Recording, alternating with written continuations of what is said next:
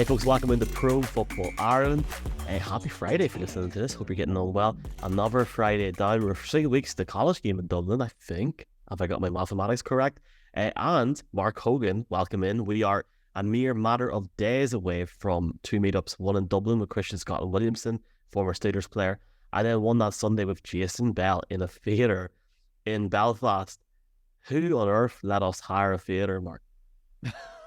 Jeez, that's so funny. Yeah, no, it's scary. It's absolutely scary. It was nice. Are you wrecking yourself? Yeah. Yeah, 100% I am. I'm hoping that I'm sick that day and I can get out of this. No, it's genuinely, it's super exciting. I have my girlfriend's family is coming over from America that weekend. It's a complete coincidence, of course. I wasn't trying to toot my own horn, so I'm like, hey, look at what I do in my spare time or whatever. But it is nice to be able to see where the podcast has gotten to say that there is massive numbers coming, which I've said to you behind the scenes. I think we can, or I can announce it to you here, but it's like unofficially, but this must be the biggest NFL gathering outside of the NFL Dublin event that was held in 2018, 2017. That's absolutely massive. No, I think it is. You know, and well, obviously bar, I know Neil Reynolds and the guys done the Jaguars one in the same venue actually around a month ago. Look, the hope would be to get Neil over as well at some point, folks, in case people are wondering. You know, we want to keep doing this, making it bigger.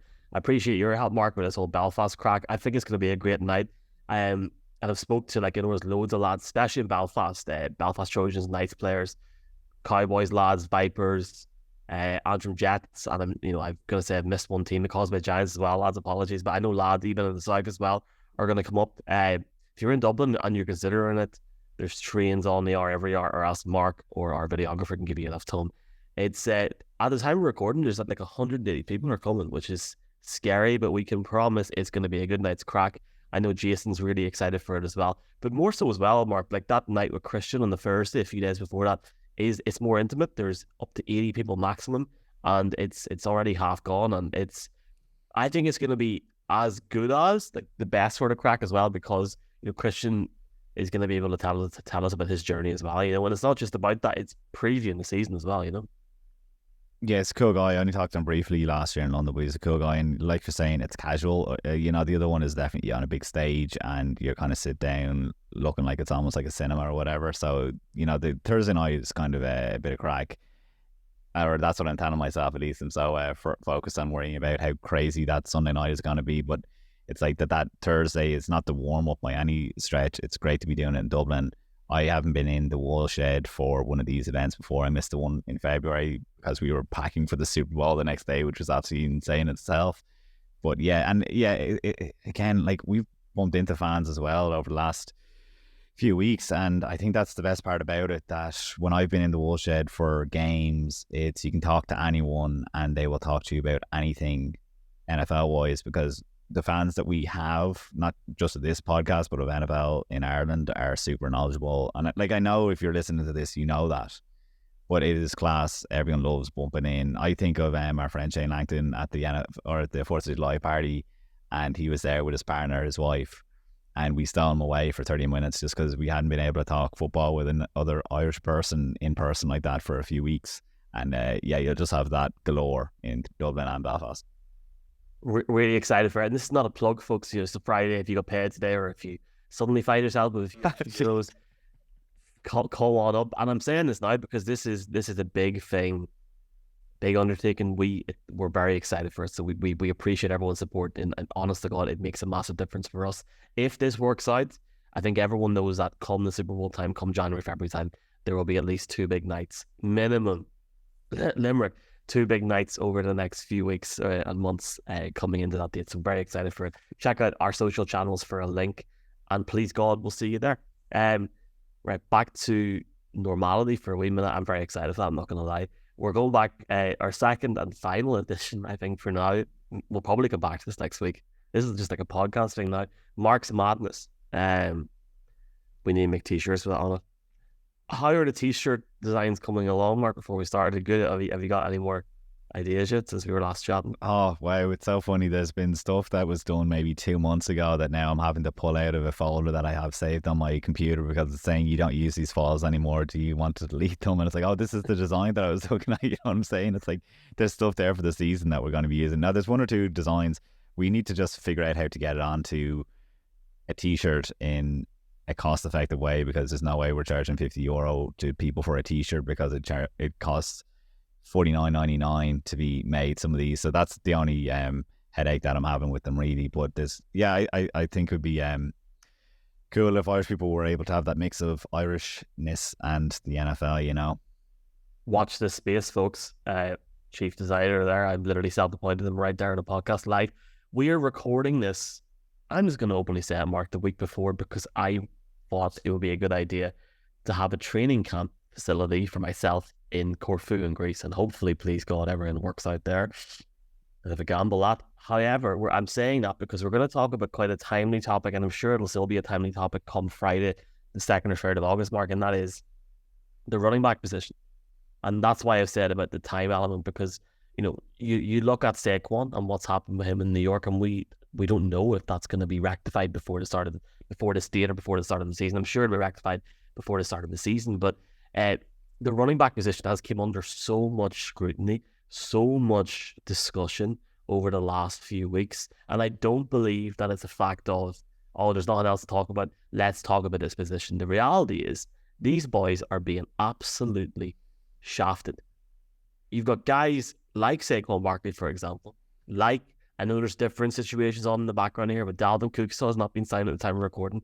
I know there are different elements there that may stop him from being signed. I'm not singling him out, but there are different players that are still willing to be signed, or maybe are not getting the value that they deserve. In Ezekiel Elliott, of course, and knowing our luck, he'll sign at about 10:20 tonight after this podcast has been recorded. But these are guys that, Mark, that are worth more than what they're getting, but more so it's way beyond that now. It's beyond this, and it goes to the path of now where you look at teams, it's draft the high end running back or mid to low a free agent running or a non-drafted running back in the draft, and then use them over the few years, try and strike gold, and whenever you've had 3 or 4 years in being the bell cow, don't pay them at all, get rid of them, and then they don't get the money that they deserve in other markets.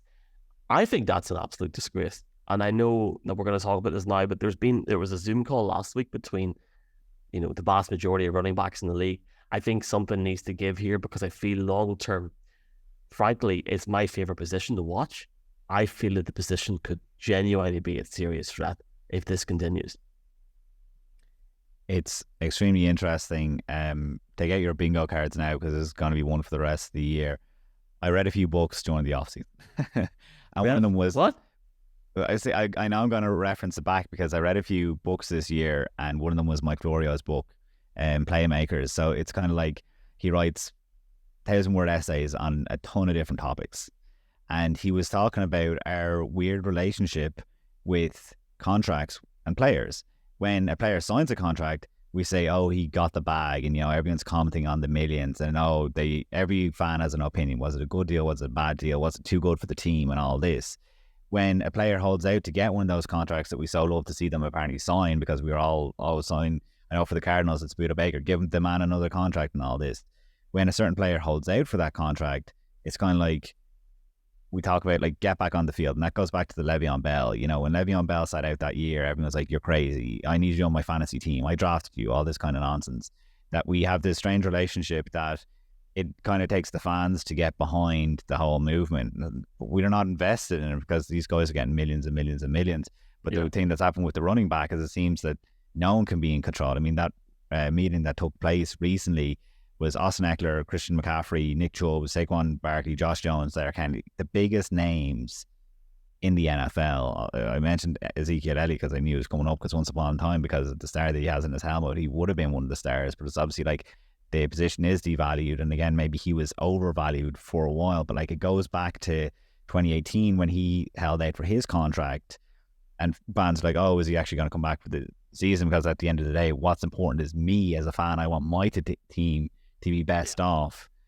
But when you talk about that list that I just ran through, it's so funny because Saquon Barkley and Josh Jacobs are on the team, or sorry, on the call, and it's like their teams aren't valuing them because they won't give them a contract. And it looks like, again, it is difficult to talk about this topic beforehand because it is so, like, they're not going to do nothing. It seems that they are saying, like, how can we make a massive stand? So I do think a massive stand is coming. Maybe it's already happened by the time this podcast has come out, but it's like, what exactly can they do? Because they are doing it for themselves. Like, Saquon Barkley and Josh Jones are like, crap, if we'd done this last year, we really thought that we were going to get our worth. I mean, Josh Jacobs literally could not have played any better. I think he won the Offensive Player of the Year, right? But it was definitely that, like, he completely bulldozed everyone else, although Derrick Henry obviously missed some weeks. And then Saquon Barkley as well. When we saw him in London, people were chanting MVP because he was playing so well at the time. So those guys couldn't have played any better in a contract year. And for every other position, of course, that means that you sign a long-term contract. It's not happening for them now. And the murmurings, and I think this is where the NFL is going to get annoyed, and this is ultimately what could do it, is that now podcasts are asking guys, what would you do differently? And they're saying, I'm encouraging anyone that's a running back that doesn't have the size to be any bigger, go play safety. Because at the running back at the moment, you need to be able to catch the ball and all that. It's the same. And it's like, these guys are freak athletes anyway. They play anywhere on the pitch, given their, like, as long as the position on the field suits their size. And all of a sudden there's going to be no running backs coming through in the draft. And I mean, that's also the thing. The whole thing is cyclical. When they don't value the running back, then there'll be no running backs coming through. And then all of a sudden it'll be harder to hit on a running backs. Then the guys will get paid, but that's 10 years down the line. I think it's bang on. Like, you look at, talking to Saquon there, before Saquon came back last year, you would be forgiven for having a viewpoint a couple of years ago where I certainly thought that he'd never be able to come back into New York and, get to the performance level he was at previously. Never mind the fact that, Christian McCaffrey, when he was traded to the Niners, a hell of a player in Carolina, but it feels like with that offense and the way that he gelled, he's went to that next level. And I think any neutral fan would have been aiming or looking for him to go all the way and win a ring towards the end last year, because I certainly thought McCaffrey is sensational. Austin Eckler brings a real diverse level to that Chargers offense. And for me, it's very frustrating to see a league where you have Daniel Jones being paid $160 million minimum. I think it's inexcusable. And I think for, certain articles, which came out, because I wrote an article in this last week for an outlet, basically talking about Barkley, say, well, Saquon was offered up to $18.9 million guaranteed in week 7 last season. And what? He done way more from them. Look at that game in Minnesota in the playoffs.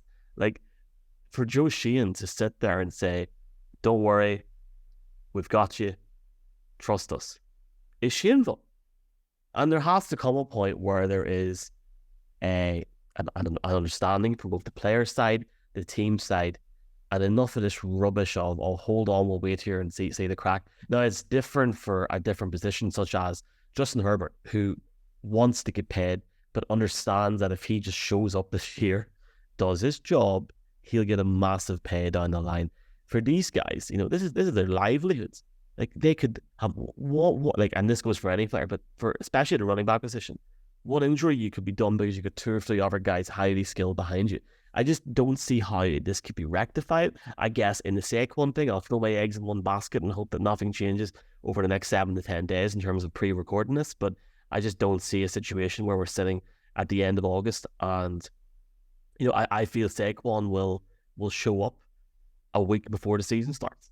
And, how does that help anybody? Because outside of Daniel Jones, as I said previously, Saquon is the guy. They need that team to gel together in a conference that is not drastically improved. The Giants could still make major moves this offseason, even if I feel they have not got the right guy under center. And it's frustrating. I think it's going to limit fans' choice in terms of watching the game in the future if the position does go down. But if you're an 8 to 16-year-old in the States, especially male, learning to play the game, and you're watching that, you don't want to be a running back. You want to be a wide receiver, tight end, or quarterback, or a defensive player, because you're not going to get paid at the end of the day, and that's the major issue. Like, the only thing is they're going to have to completely rip up the contract. Well, how things are done, really. And wide receivers, obviously, there's massive incentives put into their contracts. If they get a 1,000-yard receiver, that could be worth $1 million for a certain guy. Or, if Devontae Adams has gone to the Pro Bowl, he gets and it's like these guys need to make it. And it's because the teams have all the control that they're going to have to say, touch incentives. And then the teams are going to really have to, realize that would not be a team-friendly way to write up a contract. Then all of a sudden, they're going to see their worth, because is there going to be pressure put on the coaches being like, well, you're going to have to average out at only 20 touches a game for this guy, because otherwise if you start touching on 25, then he's going to get the massive money. But then the guy equally would be like, well, yeah, because if you give me only 20 touches a game versus 25 touches a game, I can get an extra 2 years at a very high level. It always comes back to, Saquon Barkley has had injuries and inconsistency.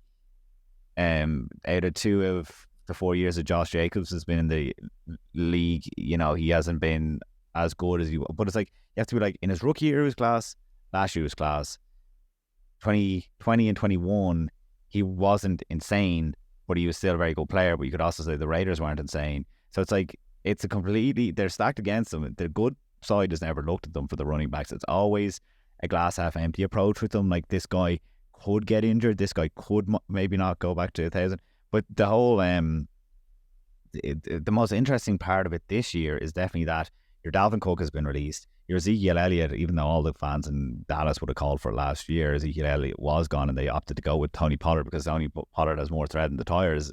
Absolutely, even though I made a graphic in November last year saying Tony Pollard is definitely the guy to go with. He is higher yard per carry. But then it's also the kind of like the Joe Mixon.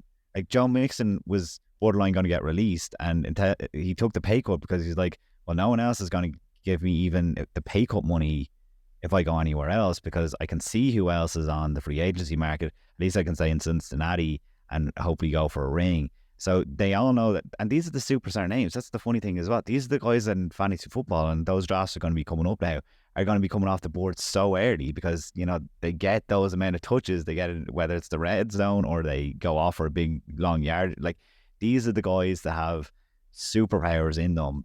But then the GMs will all turn to Le'Veon Bell, Todd Gurley, and David Johnson, say those guys within 2 or 3 years of signing a massive contract were out of the league, never be heard of again.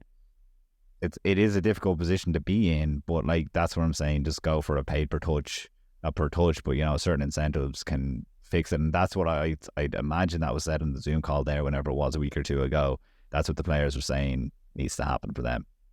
Big Zeke was not invited to. He must not have got the email. Must be sitting in the spam box. Folks, let us know your opinion, especially if you're watching on YouTube. Let us know in the comments.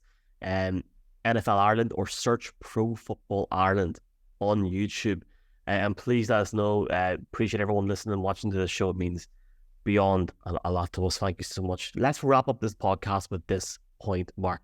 Last week, training camp started for the Niners in Santa Clara. I feel like we're going to fall out over this conversation. I'm joking. Brock Purdy, Trey Lance. I have seen certain writers over the last 6 months. Okay, I'll be fair. Over the last 3 months, Mark, that have said the time is up for Trey Lance in San Francisco. And these were the same guys that were writing stories 12 months ago about how this is the year of Trey Lance. Are they getting paid by the letter? Are they getting paid by the word? I feel sometimes this league can be quick to bring people down. If you look at how Trey Lance came out of college, how high he was drafted, and how much fans were looking forward to him to play in San Francisco last year, I think he deserves an opportunity to play in this league. But I'm starting to, and I did not have this opinion a month ago, I am starting to think that Trey Lance deserves an opportunity to, if not start for the Niners, he should be in certain situations on the field where he has that option or that ability to impress this team. I don't think Shanahan should close the door on him. What do you think? I think that's going against Trey Lance, and I cannot believe that it's still relevant, that a podcast that I was on 3 years ago with Dave Burkett from the Detroit Free Press, when it was looking like they could get Trey Lance. This is the year that Jared Goff first went to Detroit. that they thought that they could get him, whatever it was. They're sitting 11th in the draft. Obviously, what happened when the 49ers came up, and to this day, we don't know who Kyle Shanahan really wanted when they came up. But it was apparently said last minute to get Trey Lance. And Dave Burkett, he was like, yeah, I think that the Lions could get him, because at the end of the day, he'd sat out 2020 because of COVID or whatever. He'd played 16 games in 2019, and he played 2 games in 2018 that he'd appeared in or something like that.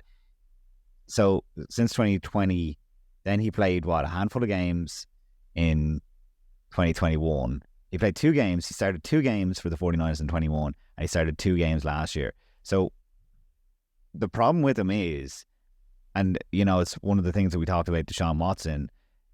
Deshaun Watson took 2 years off football, and he was very rusty last year. Trey Lance has had one career in the last 5 years, has had 1 season of football, 1 actual season of football. We have no idea if he can play anymore. Like, that is so little. So if I do some quick maths, that's less than 30 games in the last 5 years. So Jay Cutler probably has as many games. Who was starting 5 years ago that's now out of the league? Like, that's the knock on Trey Lance. So it could be that he's a good quarterback, but there's absolutely some rustiness there. I'm not against Trey Lance. When it comes to the whole argument, I just leave Brock Purdy in, because something that we talked about recently was on last week's podcast or Monday's podcast about when you find a quarterback that suits the head coach, bingo. And that is exactly, like, there's no messing with Brock Purdy, but it's Kyle Shanahan. And it's the funniest thing with Kyle Shanahan. If you listen back to a podcast from 3 years ago, if you listen to me talking to Dave Burkett, and then whatever I talked about next week, we would have been like, Kyle Shanahan, this is the year he has to prove it. He keeps on having an injury at quarterback, or, the roster is completely depleted. Like, they just about got Jimmy Garoppolo in there for a while, and, like, how he was so good with him. And Kyle Shanahan, for years, we were every single year, it's like, is he going to do this? Is he going to do it this year? And last year, they absolutely did it. And there's no doubt that Kyle Shanahan is an absolute insane offensive mind. Probably the best in the league at the moment, up there with Andy Reid. Certainly, I think I'd put Kyle Shanahan ahead of him. That it's in terms of ingenuity and in terms of long term, how long this can keep on going for. Obviously, they're neck and neck really with Andy Reid, but that's Brock Purdy just works for him. He can slot him in, and that's not to go completely off the point, but with Jimmy Garoppolo this year with the Raiders, that's where they're kind of like, you have a lot of work to do. Like, Jimmy Garoppolo was very solid because he worked exactly like Brock Purdy does, that he can just plug and play. I think that maybe in a few weeks in the season, will maybe come down on the whole storyline of the Brock Purdy, and maybe he just will be seen as that guy that just is very efficient, a bit like a Kirk Cousins that no one, is pounding the table for him outside of the fan base. But it's kind of like, well, look, he does the job, he's able to make throws, etc., etc. I think that's why I put Brock Purdy in, because he did it so consistently and in massive moments. And in terms of Trey Lance, there's no guarantee with it. And, it's going to be a very bitter pill to swallow. It's a crazy good upside. And that's why we asked Mina Kimes about that, 3 weeks ago. I asked her, what's the worst case scenario? And now I absolutely love Mina. She definitely took it in. She said, oh, whatever about the worst case, this is the best case that could happen. I was like, no, I really wanted to hear what someone like she thought worst case is, because for me, worst case is that Sam Darnold is no good, that Trey Lance is way too rusty, and like I said, Brock Purdy just becomes a guy that works perfectly in the system. I think that's worst case scenario. Can he go below that? Can he become like, like a Mike Glennon, kind of just like one of those names that kind of, even like a Nick Foles. Nick Foles was perfect in Philadelphia, absolutely perfect under Doug Peterson. But then when he signs a massive contract with the Jags, it doesn't work. When he goes to the Colts, it doesn't work. So, I mean, maybe that's where, he didn't go to the Colts, did he? He went to, so anyway, but I think Nick Foles? Nick Foles. Nick Foles. No, it was Carson Wentz. My bad. Yeah, exactly. So that's the whole thing that I'm saying, that Brock Purdy is very like Nick Foles, but as long as he gets to stay with Kyle Shanahan, maybe the worst case scenario is that he just is perfect for the offense. I guess for me to round it up, it's all about that window, and the Niners in that conference, which is lacking, frankly. It's fair enough to say that to people now. The Niners have got a serious window now, and on both sides of the ball, they've got some unbelievable talent. And when Shanahan's coming out at the start of training camp and talking about, well, I've got options here. You've got Brock Purdy, who he hopes to have in week 1. Time to see it'll see what happens in time, if he'll be there week 1 or not. the biggest question for me is, and we'll look at this down the stretch mark in a different podcast, but if we get to week 1 and Purdy isn't ready, who's going to be QB1? That's the biggest question for me. Is it going to be Sam Darnold or is it going to be Trey Lance? And I think there has been lazy journalism this season with Sam Darnold, and I think there's been lazy journalism with Trey Lance, and I think people are right to call it out. Let us know what you think, folks, in the comments. Pro Football Ireland on YouTube, or you can get us at all social media outlets at NFL Ireland. Mark, I will see you in Belfast very soon. I've enjoyed this Mark's Madness thing, though. This could be a weekly topic. Are we doing the Hard Knocks podcast next week or not? I think we can keep going. There's so much more content that, and look, they were ideas that I had, but they're ideas that I think we're able to go to town on, because it's kind of one of those things that I'm invested in, I'm passionate about. That's why I spent a couple of hours making a graphic for them, because there's those kind of under the radar stories is why I was trying to make graphics out of them, because I love when we put out a graphic and we're able to give it an L quote to you come November and be like, you should have paid attention because we talked about it and the listeners had this knowledge back in August. Boom shakalaka, folks. NFL Ireland on all social media channels. See you in Belfast at the end of the month. Links in bio. Chat to you soon. Go be Morgan.